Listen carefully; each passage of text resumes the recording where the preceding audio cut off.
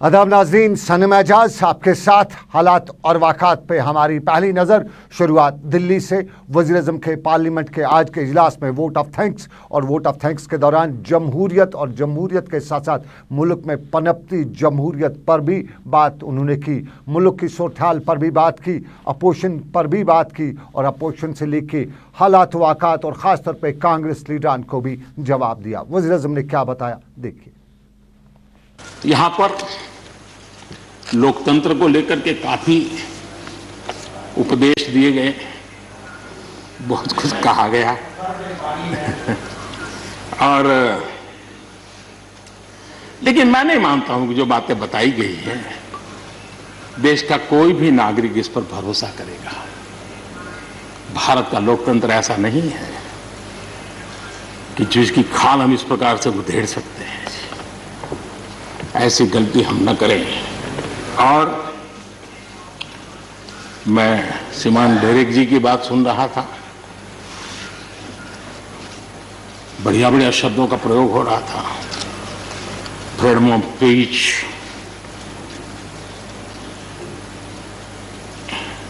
Intimidation, हाउडिंग। जब शब्द सुन रहा था तो लग रहा था कि ये बंगाल की बात बता रहे हैं कि देश की बता रहे हैं।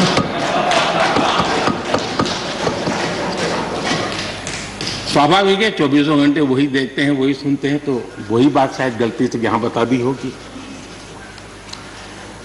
कांग्रेस के हमारे बाजवा साहब भी काफी अच्छा बता रहे थे इस बार, और इतना लंबा खींच करके बता रहे थे तो मुझे लग रहा था बस आप थोड़ी देर में ये इमरजेंसी तक पहुंच जाएंगे। मुझे लग रहा था थोड़ी देर में एक कदम बार बाकी है, वो 84 तक पहुंच जाएंगे। लोकतंत्र पर जो लोग शक उठाते हैं, भारत की मूलभूत शक्ति पर जो शक उठाते हैं, उनको तो मैं विशेष आग्रह से कहूंगा इसको समझने का प्रयास करें। हमारा लोकतंत्र किसी भी मायने में वेस्टर्न इंस्टीट्यूशन नहीं है, ये एक ह्यूमन इंस्टीट्यूशन है। हर महीने 4 लाख करोड़ रुपए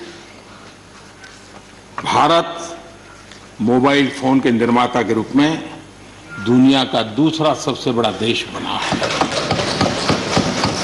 भारत में रिकॉर्ड संख्या में स्टार्टअप्स, यूनिकॉर्न्स, और जिसका विश्व में जय जयकार होने लगा है।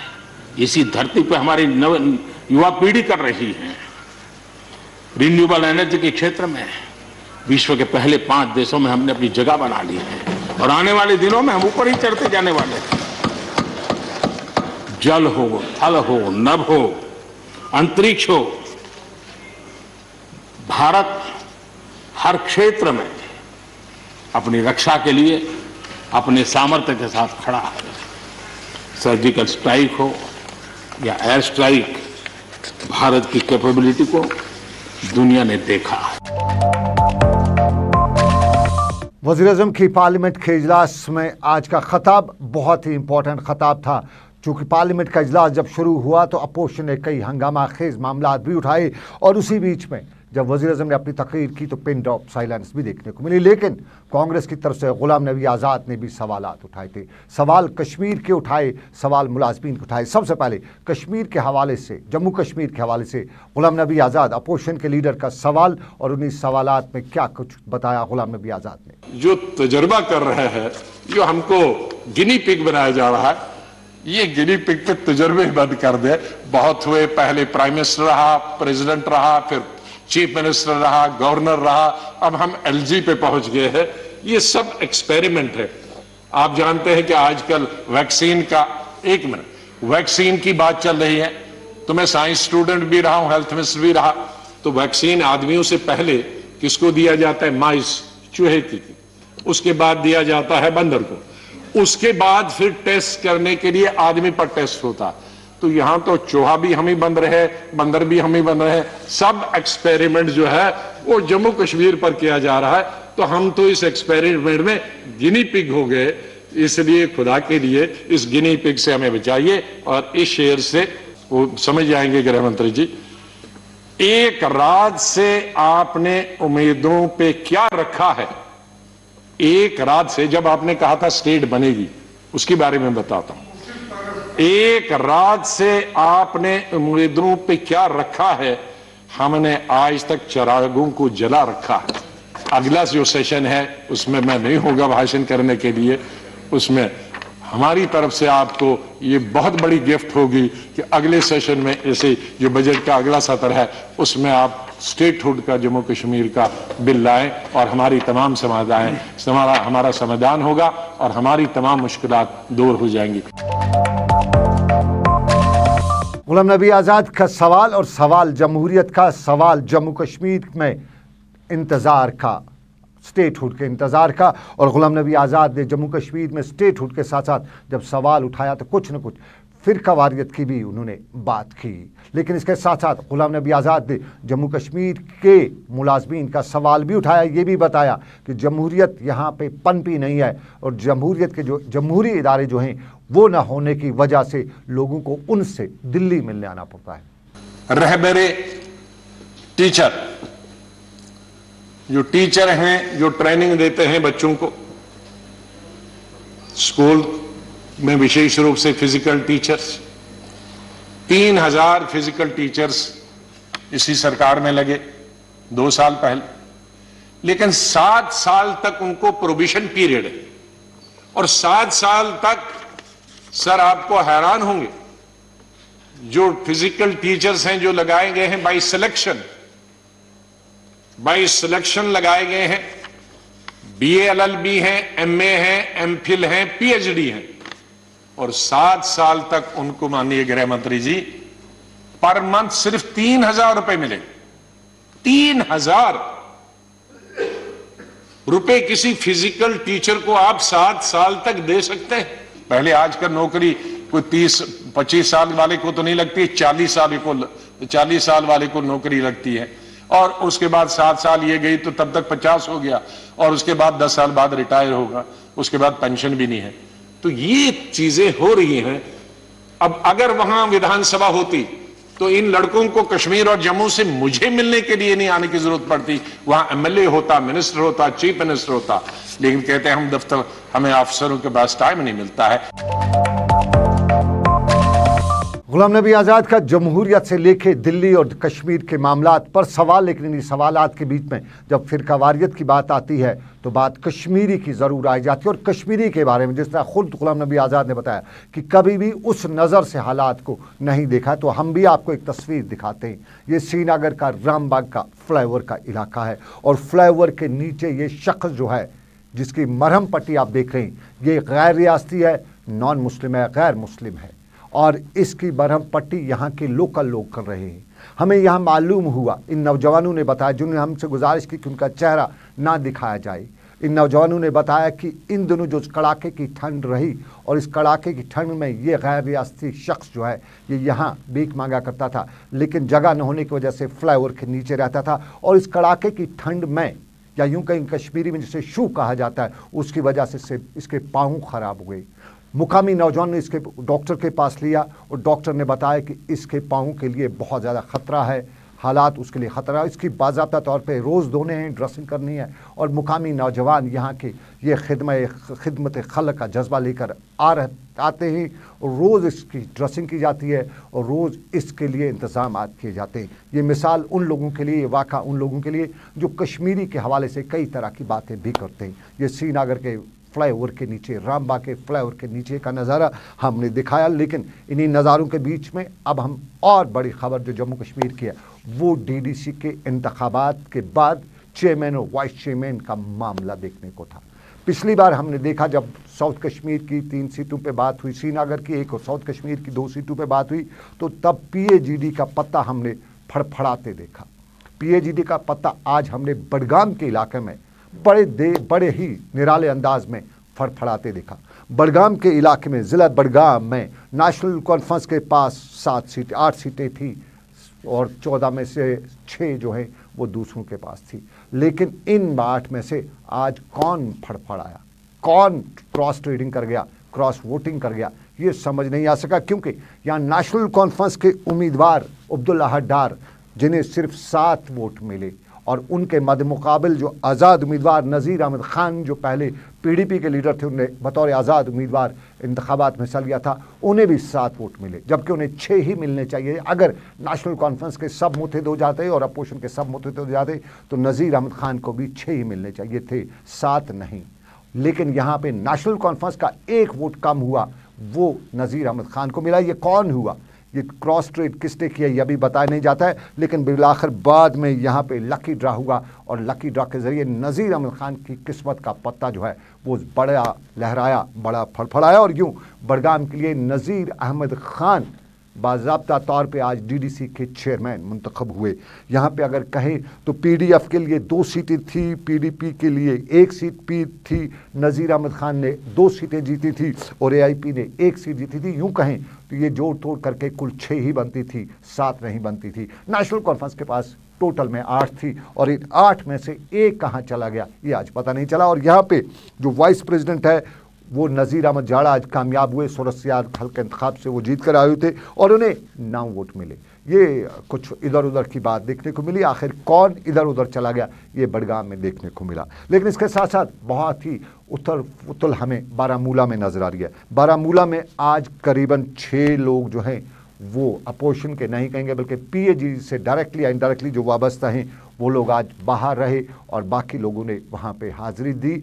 फ़िलहाल बारामूला में वोटिंग नहीं हो सकी है, इंतज़ार उसका है। और अभी तक आपको बताएं तो यहाँ PDP के जो 2 लोग थे वो भी आज हाजिर नहीं हुए, वो भी नहीं आए।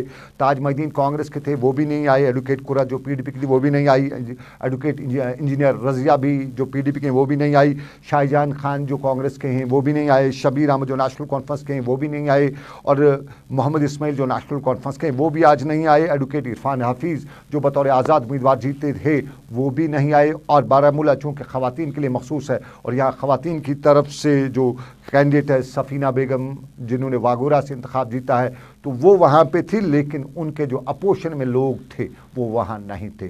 PC के लोग भी जिनके पास लगभग 2 सीटें यहाँ पे वो भी आए हुए थे, AIP के लोग भी आए हुए थे, लेकिन इनका ना आना बारामूला की सिचुएशन को बदल के रख रहा है। और कुपवाड़ा की सूरत हाल भी कुछ इसी तरह से नज़र आ रही है। कुपवाड़ा में पीपल्स कॉन्फ्रेंस को 5 सीटें मिली है, नेशनल कॉन्फ्रेंस को 3 सीटें मिली है। यहाँ आज़ाद उम्मीदवार 2 जीते हैं, अपनी पार्टी की 1 जीत हुई है, और यूं कह सकते हैं कि अपनी पार्टी के साथ साथ यहाँ AIP को भी 1 सीट मिली है। तो कुपवाड़ा में भी कुछ ऐसा ही देखने को मिल रहा था। यहाँ पीपल्स कॉन्फ्रेंस के 5 आए हुए थे, जो आज़ाद उम्मीदवार 2 हैं जो लोलाब से जीते हैं, लोलाब के वर्नो इलाके से और लोलाब के कलारूस के इलाके से, वो दोनों आए हुए थे। अपनी पार्टी के लोग भी आए हुए थे, AIP का लोग भी आया हुआ, लेकिन नेशनल कॉन्फ्रेंस यहाँ बाहर रही। तो नज़र कुछ और ही आ रहा है। कुपवाड़ा से लेके बडगाम तक AIP का जो है अपनी पार्टी जो है उसके बारे में तो नहीं कहा जा सकता, लेकिन कहीं ना कहीं पीपल्स कॉन्फ्रेंस की जीत बारामूला में अगर ना अभी ऐलान नहीं हुई, लेकिन पलड़ा उनका बारी दिखाई दिया, आज़ाद उम्मीदवार का वहाँ पे पलड़ा बारी दिखाई दे रहा है। और इसके साथ साथ बडगाम में भी आज़ाद उम्मीदवार जीता है, कुपवाड़ा में पीपल्स कॉन्फ्रेंस का पलड़ा जो है वो बारी दिखाई दे रहा है। तो ये सिचुएशन आज की इन सभी इलाकों से अभी हमें इंतज़ार है, लेकिन इस इंतज़ार में देखने वाली बात यह है कि पहले ही शोपियां में गुपकार अलायंस की हार हुई है, श्रीनगर में गुपकार अलायंस की हार हुई है, कुलगाम में गुपकार अलायंस जीता है, लेकिन ये सब कुछ इसी सारे मामलात पर। और नेशनल कॉन्फ्रेंस के लीडर अब्दुल मजीद लारमी ने साउथ कश्मीर में जो कल हार हुई गुपकार अलायंस पर उसने अपना रद्द-ए-अमल जाहिर भी किया। कल के इलेक्शन है, वहाँ पे अपनी पार्टी ने वहाँ पे शुपियन में एक हमारा जो कैंडिडेट था वुमेन्स कैंडिडेट थी हमारी वहाँ पे, तो उसने क्रॉस वोटिंग की और उसको हमने ऑलरेडी वहाँ पे हमारे जनरल सेक्रेटरी साहब और हमारे प्रोविंशियल प्रेसिडेंट ने इलेक्शन कमीशन ऑफ J&K को वहाँ पे इनको अपील की है कि वो वहाँ पे हमें इसका जवाब दे, क्योंकि अगर उसने नेशनल कॉन्फ्रेंस की टिकट पर इलेक्शन लड़ा तो वो कैसे उसको अलाउ करेंगे, उसकी मतलब जो मेंबरशिप है उसको कैंसिल करना चाहिए। तो दूसरी बात जो श्रीनगर में है तो वहाँ पे भी ऐसा ही उन्होंने मतलब हॉर्स ट्रेडिंग करके वहाँ पे ये सीटें जीती। और कुलगाम में हमने PAG का कैंडिडेट था, वहाँ पे हमारी जीत दर्ज हुई। वहाँ पे नेशनल कॉन्फ्रेंस और CPIM और PDP वालों ने एक ही वहाँ पे मतलब था इशारा, जो इशारा काफ़ी देर से चला आ रहा है वो है PAG के लिए वो वहाँ पे हमने इंशाल्लाह रहमान करके दिखाया। और आइंदा जितनी भी वहाँ पे अभी चाहे जम्मू में या कश्मीर में बाकी हमारा जो अलायंस है उसका ही वहाँ पे हमारे ही कैंडिडेट वहाँ पे।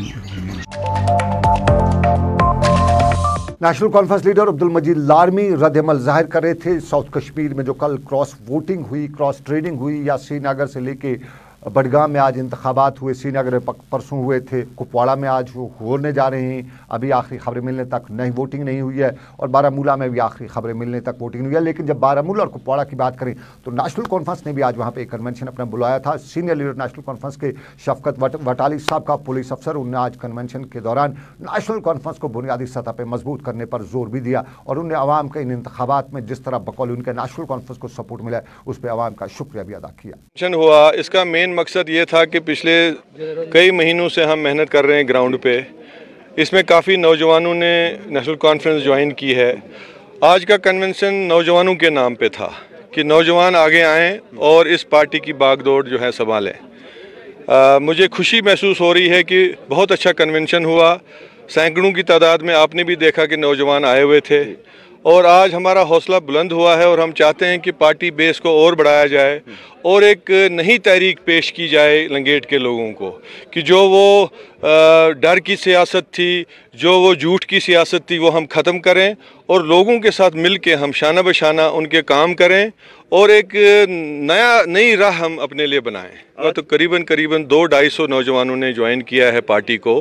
चूँकि इस वक्त मौसम सरमा है, कुछ लोग मजदूरी के लिए भी गए हैं, कामकाज में भी हैं, इसलिए सारे और जो कभी हमें धोखा नहीं देगी। लिहाजा इस मुहिम को हमने आज से आगे बढ़ाना है। आज बहुत ही अच्छी शुरुआत हुई है और आगे आप देखेंगे कि हम ग्राउंड पे काम करके लोगों के मसाइल हल करके उनसे हमदर्दी करके इस पार्टी को और बढ़ाएं।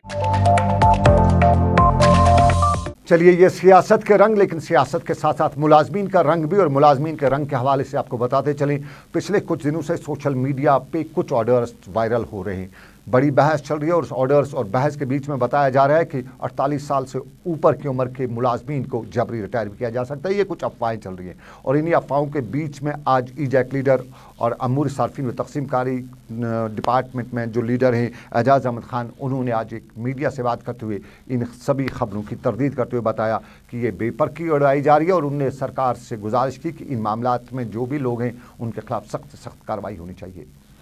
जैसा कि आपको पता है कि आजकल प्रिंट एंड इलेक्ट्रॉनिक मीडिया में मुलाजमीन के बारे में तरह तरह की बातें हो रही है, ख़ासकर मुलाजमीन के सर्विस के बारे में 22 साल और 48 ईयर्स एज के बारे में कहा जा रहा है। मैं अपने जम्मू कश्मीर के तमाम जितने भी मुलाजमीन हैं इनको यकीन दिलाना चाहता हूं कि ऐसी कोई बात नहीं है और सरकार से भी ये इस्तदा करना चाहूँगा कि वो आए रोज़ जो मुलाजमीन के बारे में कुछ ऐसे ऑर्डर्स या कुछ अफवाह फैला रहे हैं कि मुलाजमीन को 48 साल की उम्र में और जिनकी सर्विस 22 साल हुई उनको रिटायर किया जाएगा, ऐसा कुछ नहीं है। एजाज अहमद खान श्रीनगर में मीडिया से बात कर रहे थे। सरकार से गुजारिश, मुलाजमीन को यकीन दहानी दी उन्होंने कि इस तरह का कुछ नहीं होगा, लेकिन यकीन दहानी स्टूडेंट्स भी चाहते हैं। श्रीनगर की प्रेस कॉलोनी में स्टूडेंट्स की एक अच्छी खासी तादाद लगातार आती रहती है। ऑनलाइन और ऑफलाइन के बीच में ये बच्चे फंसे हुए हैं और उनका कहना है कि ऑनलाइन और ऑफलाइन के बीच में वो अपने फ्यूचर के हवाले से मखदूश बकौल उनका फ्यूचर उन्हें नज़र आ रहा है। और आज भी श्रीनगर की प्रेस कॉलोनी में नारेबाजी कर रहे थे, सरकार के कुछ सने भी सुनाए जा रहे थे और सरकार से अपील भी की जा रही थी कि इस सारे मामले पर नज़रसानी की जाए, गौर फौज किया जाए। और अब रियासत में जो 4GB रेस्टोर हुआ है तो इस सारे के बीच में बच्चों को तालीम के से दूर रखने की गुंजाइश ही नहीं बल्कि कोशिश नहीं करनी चाहिए। सर, हमारी मांग है ऑनलाइन एग्ज़ाम, क्योंकि आपको पता है 15 अगस्त से जो आर्टिकल हो गया जिसके हालात ख़राब हो गई, उसके बावजूद हमने एग्ज़ाम दे दिया कि हमारा ऑफलाइन एग्ज़ाम हो गया, उसकी वजह से हमारा बैकलॉग हो गया। फिर हमारे 15 मार्च से हमारे क्लासेस ज्वाइन होने वाली थी ऑफलाइन के लिए, उसके बाद फिर पेंडेमिक हो गया, फिर हमें बोला कि ऑनलाइन क्लासेस होगी।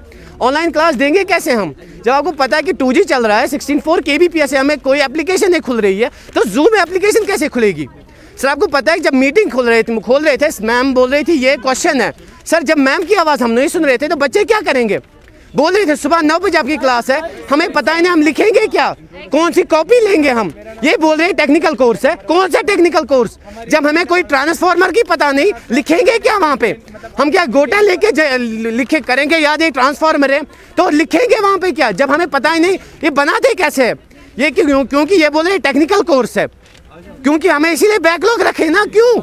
क्योंकि हमें पढ़ा ही नहीं कुछ। अब ये बोल रहे हैं ऑफलाइन एग्जाम होगा, देंगे क्या वहाँ पे? ये बोल रहे हैं कि आपका ऑफलाइन एग्जाम होगा जब हालात ठीक होगी। कब होगी ये हालात ठीक? 1 साल से हम वेट कर रहे हैं ऑफलाइन एग्जाम का। अब हमें ऑफलाइन एग्जाम नहीं जब हमें पढ़ानी भी नहीं कुछ, देंगे किसका एग्जाम? सर आप ही बोले 2G पे 64 kbps थी, अब ये कल से 4G स्टार्ट कर रहे हैं, अब ये बोल रहे हैं ऑफलाइन एग्जाम, अभी डेट शीट भी नहीं पता। हमें खाली ऑनलाइन एग्जाम चाहिए या मास प्रमोशन, बस हमारे यही मांग है, ऑनलाइन एग्जाम। हर कोई स्टूडेंट, हर किसी कॉलेज का स्टूडेंट यहाँ पे अवेलेबल है। आप बोलिए टेक्निकल बोर्ड का हमें करना क्या है? 1-2 दिन हम खाली वेट करेंगे, उसके बाद हम हंगर स्ट्राइक पे आ जाएंगे। सरकार को बच्चों का मुस्तकबिल बचाने के लिए कोशिश करनी चाहिए। ये श्रीनगर में बच्चे कह रहे थे, लेकिन हमारे यहाँ डेवलपमेंट के नाम पे बहुत से नारे भी दिए गए, बहुत से फकरे भी कसे गए, लेकिन डेवलपमेंट के हवाले से हमारे ब्यूरोक्रेसी में कुछ अफसरान जो है वो तजुर्बे करते रहते हैं और तजुर्बे अक्सर कामयाब भी होते हैं। एक और तजुर्बा हमारे यहाँ अब हुआ है श्रीनगर के फ्लाईओवर के आसपास का ये नज़ारा, जहां तारकोल अब नहीं डाला गया है बल्कि एक नया नज़ारा दिखाया गया है, नई टेक्नोलॉजी इस्तेमाल की गई है। वर्ल्ड बैंक एडेड इस सारी टेक्नोलॉजी में, सारे फ्रेमवर्क में एक नया श्रीनगर भी नज़र आ रहा है। और इसके लिए हमारे जो ब्यूरोक्रेसी में जो नौजवान पीढ़ी है वो ये काम कर रही है। हमारे यहाँ इसी नौजवान पीढ़ी में हम कहें तो हमारे यहाँ बहुत से लोग हैं, और इनमें हम कहें तो सिवादी कश्मीर में जिला तरक्याती कमिश्नर श्रीनगर शाहिद इकबाल चौधरी हैं, और उसके साथ साथ सईद आबिद रशीद एरा को इस वक्त हेड करें। और एरा की तरफ से जो ये काम हो रहा है, और एरा की तरफ से जहां एक नई मंजिल दिखाई दे रही है, वहीं ये भी वो काम है जो काबिल तारीफ है, जिस पे लोगों की तरफ से वाह की जा रही है। मैं वर्ल्ड बैंक और JTFRP का शुक्रगुजार हूँ। हम सारे शुक्रगुजार हैं इसके कि इन्होंने जो सेटअप लिया है। ये सड़कों का आप देख रहे हैं, सर्दियाँ ज़्यादा होती है तो सड़कों का क्या हाल होता है। यहाँ पर ये मैगडम उखड़ जाता है, कभी बिल्डोज़रों से उखड़ जाता है, कभी सर्दियों से। आप इस वक्त भी देख सकते हैं कि सड़कों का क्या हाल है। जो उन्होंने सेटअप लिया है ये कंक्रीट, ये रोड बनाने का, ये बहुत अच्छा कदम है इनका, तो हम इनके शुक्रगुजार हैं। सुनने में आया है कि ये जो कंक्रीट, ये जो रोड है, इसकी उम्र तकरीबन 50-60 साल होती है, और हम चाहते हैं कि ये सारी सड़कें ऐसे ही बननी चाहिए, सारी सिटी में सड़कें यही कंक्रीट बननी चाहिए। श्रीनगर में एरा की कार्रवाई और बेहतर कार्रवाई, और एरा को आपको बताते चलें कि इस वक्त engineer Syed Abid Rashid IAS head कर रहे हैं, और सैयद आबिद रशीद बहुत सा काम करते हुए, बहुत से तजुर्बे करते हुए कुछ नया अक्सर देते रहते हैं। और तजुर्बा करने में किसी को कोई एतराज़ नहीं होना चाहिए, क्योंकि तजुर्बों से ही कुछ सीखा जा सकता है, कुछ नया हो सकता है। लेकिन हमारे यहाँ तजुर्बा पेट्रोल डीजल पे भी किया जाता है। लगातार साल 2019 से लेकर 20 तक पेट्रोल की कीमतों में, दाम में इजाफा किया गया, और उस मामले को लेकर अब कहते हैं कि अब पेट्रोल थैलियों में बिकना शुरू हो जाएगा, उस तरह के उससे दाम होंगे। और उसी दामों के बीच में पिछले दिन जो बढ़ोतरी है उसके खिलाफ आज बनिहाल में सोमो ड्राइवरों, टिप्पर ड्राइवरों, ट्रक ड्राइवरों ने एहतजाज भी किया, और इन बढ़ती हुई कीमतों पर नाराज़गी का इज़हार करते हुए बताया गया कि कीमतें बढ़ रही हैं, किराया नहीं बढ़ रहा है, और पेट्रोल की कीमतें लगातार बढ़ने से लोगों में नाखुशी पैदा हुई है। यहाँ पे वैने 60-70 हमारी यहाँ चलती है सर। इनका पेट्रोल जो है वो बहुत ऊपर चढ़ चुका है, आसमान की बुलंदी को वो छू रहा है। इस टाइम 92 रुपये ये लीटर हो चुका है।